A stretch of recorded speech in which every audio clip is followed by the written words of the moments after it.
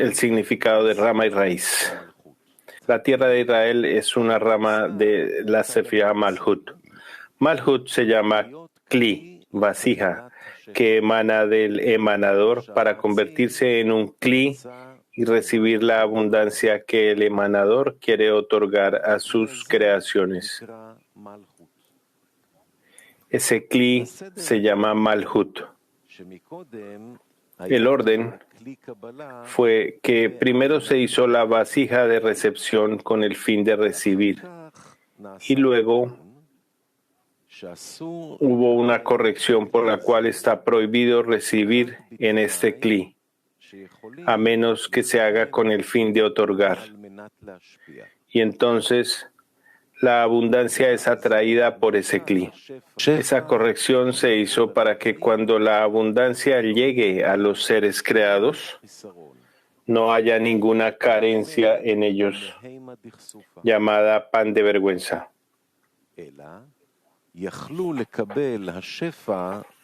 A cambio, o en cambio de esto, las criaturas podrán recibir la abundancia sin límites porque no tendrán vergüenza cuando reciban esta abundancia. Al contrario, las criaturas dirigirán todo su deleite y el placer que reciban solo en beneficio del Creador. Y entonces ellos extenderán la abundancia porque no serán capaces de decir que le han dado al Creador suficiente y que ya no necesitan otorgarle más. Por lo tanto, siempre tendrán motivos para atraer la abundancia. Esto no es así si reciben la abundancia para sí mismos, es decir, debido al amor propio. En este momento deben estar limitados debido a la vergüenza.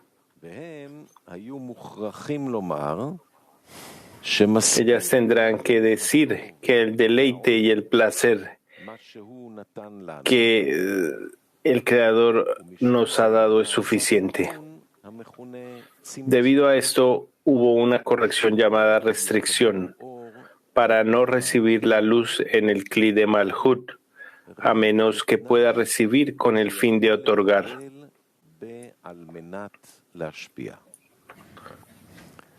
Desde la raíz de Malhut se extiende hacia abajo en la rama corpórea Eretz, tierra, lo cual es la rama de Malhut de arriba.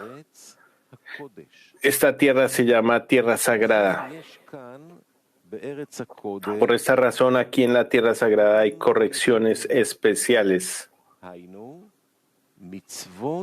lo que significa mitzvot, preceptos que dependen de la tierra, tal como donaciones, y esto no es así en el resto de la tierra. Y también hay una raíz especial para Jordania, para Siria, para Babilonia, y una rama especial para el resto de las tierras. Por esta razón, con respecto a la rama y a la raíz, el lugar del templo es precisamente la tierra sagrada, la cual es la tierra de Israel. Esto es así después de que fue santificada. Pero antes de que el pueblo de Israel entrara en esta tierra, era un lugar de 7 naciones, las cuales corresponden a las 7 sagradas Sefirot. Eran lo opuesto a la santidad que se desprendía de Malhut, donde hay o no hay corrección de la pantalla Masaj, la cual es la intención de otorgar. Por esta razón, primero las naciones del mundo llegaron ahí, porque así es el orden de la espiritualidad. Primero vino el deseo de recibir. Segundo, número 2, la corrección con el fin de otorgar. Por esta razón, la tierra sagrada. 1. Las naciones del mundo vienen en primer lugar porque pertenecen a Malhut antes de ser corregidas con el Masaj para que todo sea con la intención de otorgar. Número 2. Después Israel vendrá y los conquistará. Resulta que la tierra sagrada se extiende desde Malhut y el deseo de recibir de la persona también se extiende de Malhut. Por esta razón, hubo primero las naciones del mundo, primero en esta tierra, y segundo vino el pueblo de Israel. Lo mismo ocurre en el corazón del hombre. Primero viene la inclinación al mal y número 2, luego viene la inclinación al bien. Todo se extiende desde las raíces superiores. Sin embargo, hay una diferencia entre el corazón del hombre que se extiende desde Malhut y la tierra de Israel que se extiende de Malhut, ya que debemos discernir entre la internalidad y la externalidad. En la externalidad debe haber un lugar para la rama que corresponde a la raíz. Pero en la internalidad no es necesariamente el lugar de la rama que le corresponde. En la tierra de Israel, la cual está dirigida al corazón de una persona que se extiende desde la raíz de Malhut, la persona no necesita estar específicamente en la tierra de Israel para merecer el reino de los cielos llamado tierra de Israel, ya que internamente una persona puede recibir la inspiración de la Shejinah, divinidad, y conseguir los mayores logros también en el extranjero, al igual que todos nuestros grandes sabios que estaban en el extranjero. Además, las personas que viven en la tierra de Israel pueden ser los peores criminales. La tierra de Israel, llamada la tierra sagrada, no los obliga de ninguna manera a observar la Torah y las Mizvot, ya que lo que concierne a la interioridad, la exterioridad no los obliga a nada, porque la interioridad es el trabajo en el corazón y no tiene ninguna relación con la exterioridad. Sin embargo, al mismo tiempo está la cuestión de la exterioridad. Es decir, hay una regla según la cual está prohibido decir Kaddish sin que haya 10 hombres presentes. Y no verificamos si estos 10 hombres están con total temor, sino que cuando 10 hombres simples se unen, pueden decir Kaddish, bendecir y leer la Torah, etc. Sin embargo, si hay 9 sabios justos, se les prohíbe decir Kaddish y bendecir, porque la ley revelada es de acuerdo con la exterioridad y no de acuerdo con la interioridad. Está escrito en la introducción al libro de Zohar. Él escribe, por lo tanto, podríamos preguntar, ¿por qué está prohibido discrepar con los primeros sobre la Torah revelada? Es porque en lo que se refiere a la parte práctica de las Mizvot, preceptos, los primeros fueron más completamente que los últimos. Esto se debe al acto que se extiende desde los kelim, vasijas sagradas, de la Sefirot, llamada externalidad, porque los Kelim se llaman externalidades con respecto a las luces, y a las luces se les llama internalidad. Y los secretos de la Torah y los ta'amín, sabores de la misbah, preceptos, se extienden desde las luces de la Sefirot. Ya saben que hay una relación inversa entre las luces y las vasijas.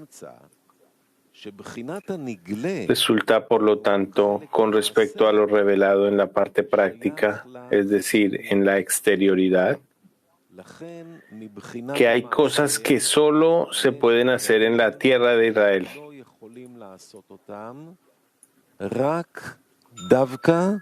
Pero en la internalidad,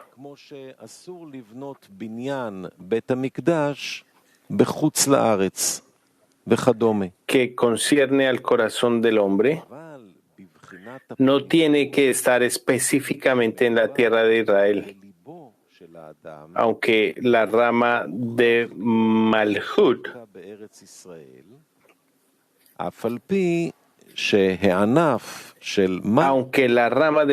es específicamente en la tierra de Israel.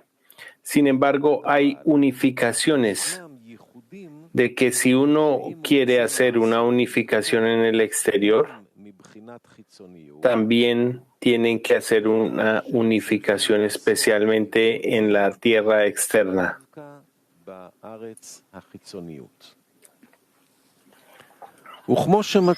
Es como encontramos que hay una unificación de Ashan, que es un acrónimo de Olam, Shana, Nefesh, mundo, año, alma, respectivamente, lo que significa que esta unificación debe ser específicamente de acuerdo con estas tres condiciones que son Alam, mundo, ocultamiento, específicamente el lugar del sagrado de los sagrados.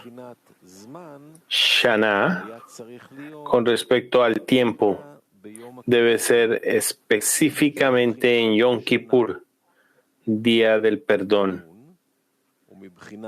el cual se considera como Shana, año. Con respecto a Nefesh, debe ser específicamente a través del sumo sacerdote. Por lo tanto, con relación a la internalidad, cuando hablamos del corazón del hombre que comienza a servir al Creador, es decir, al trabajo de salir del amor propio, el cual es llamado la tierra de los pueblos, e incluye al pueblo de Israel en el lugar de ellos, esto significa que su intención será solo para amar al Creador.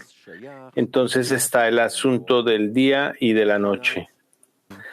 Día significa que tiene buen estado de ánimo sin necesidad de correcciones, como cuando el sol brilla y una persona no necesita hacer ninguna corrección para hacer brillar al sol.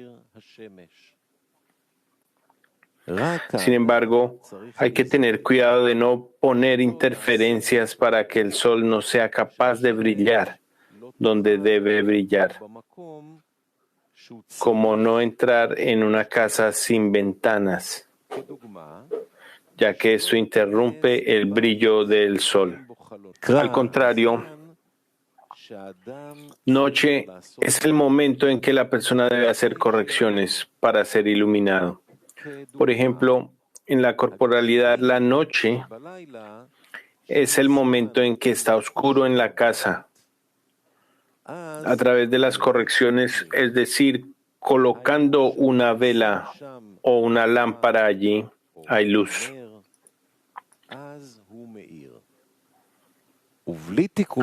Sin correcciones, incluso si todavía no establece ninguna interferencia, sin esfuerzo, llamado correcciones, nada brillará para él. En cambio, donde quiera que vea Es como si estuviera mirando a través de gafas negras. Todo está oscuro. Este es el momento en que uno debe reflexionar sobre su estado actual, lo lejos que está de la espiritualidad y lo inmerso que está en el amor propio, donde uno no tiene ninguna posibilidad de salir de su situación por sí mismo. En este momento debe ver su situación real, que por naturaleza una persona no puede hacer nada. Más bien, como dijeron nuestros sabios, si no fuera por la ayuda del Creador, no lo habría superado. Sin embargo, sabemos que el Creador creó la noche y ciertamente la creó con un propósito, la cual es hacer bien a sus creaciones.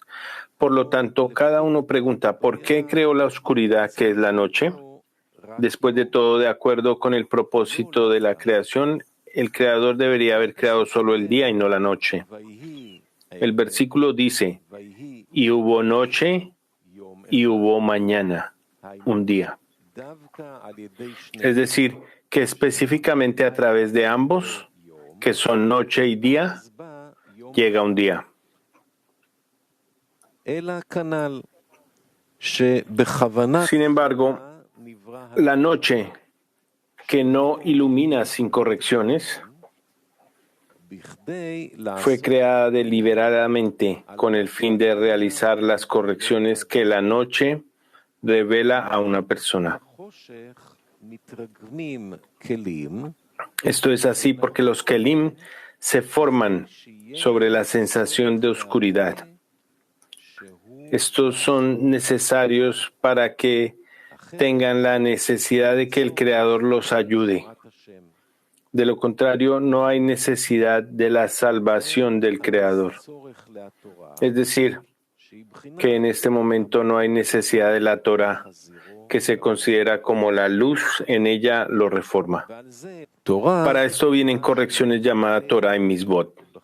La Torah es lo que se nos revela en la parte que se llama revelada, que son las reglas e historias de los padres, etc. Todo esto se llama Torah. Esta parte se llama Torah revelada. Y la Torah nos enseña a realizar las misvot, preceptos, y cómo ejecutarlos. También nos cuenta las historias de nuestros padres. Sin embargo, debemos saber que hay una parte oculta en la Torah, lo que significa que la Torah está oculta de nosotros. Debemos saber que la Torah es el nombre del Creador, que significa la revelación de la divinidad, llamada los secretos de la Torah, en el cual la persona comienza a alcanzar específicamente después de haber sido recompensada con la Torah Lishma en su nombre. En las palabras de Rabbi Meir dice, cualquiera que se dedique a la Torah Lishma es recompensado con muchas cosas. Los secretos de la Torah se le revelan y se convierte en una fuente que fluye infinitamente. Resulta que la parte revelada de la Torah es traernos por su mérito al Lishma, lo que significa tener la habilidad de dirigir cada pensamiento, palabra y acción con el fin de otorgar. Después, una vez que ha sido recompensado con Lishma, la persona comienza el compromiso con la Torah oculta y los sabores de las misbot. Al ejecutar estos, la persona extiende la abundancia superior hacia abajo. Y ya hemos hablado que las 613 misbot se llaman 613 consejos, así como 613 depósitos. Está escrito en la introducción al libro del Zohar. El Zohar llama a las misbot en la Torah con el nombre de depósitos. Sin embargo, también se les llama 613 consejos. La diferencia entre ellos es que en todo hay anterior y posterior. Y la preparación para algo se llama posterior. Y el logro de este asunto se llama anterior. Con respecto a lo anterior de las misbot, que se llaman depósitos, Rabbi Shimon explica los 14 depósitos antes mencionados. Vemos desde arriba que la parte oculta se llama anterior y ser recompensado con la anterior después de que uno es recompensado con alcanzar Lishma.